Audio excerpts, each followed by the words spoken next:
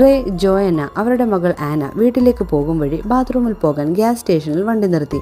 ആനയെ ഒരു നായ കടിക്കാനായി ചെന്നതും ആന പുറകോട്ട് നീങ്ങി. കൂടെ അച്ഛനെ ഹെൽപ്പിനായി വിളിക്കുന്നു.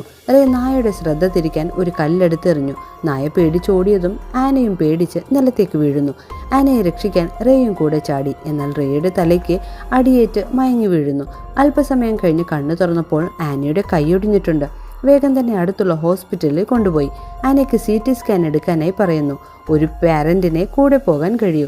റേ അവിടെ ഇരുന്ന് ഉറങ്ങിപ്പോകുന്നു. മണിക്കൂറുകൾ കഴിഞ്ഞ് റേ എണീറ്റു. എന്നാൽ ഇപ്പോഴും ജോയന്നയും ആനയും എത്തിയിട്ടില്ല.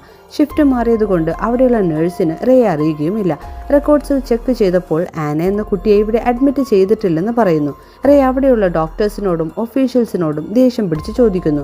റേ അറ്റൻഡ് ചെയ്ത നഴ്സ് വന്നു. അവർ പറഞ്ഞു തലയ്ക്ക് ഇഞ്ചറി പറ്റി റേ മാത്രമാണ് അവിടെ രാവിലെ എത്തിയത്.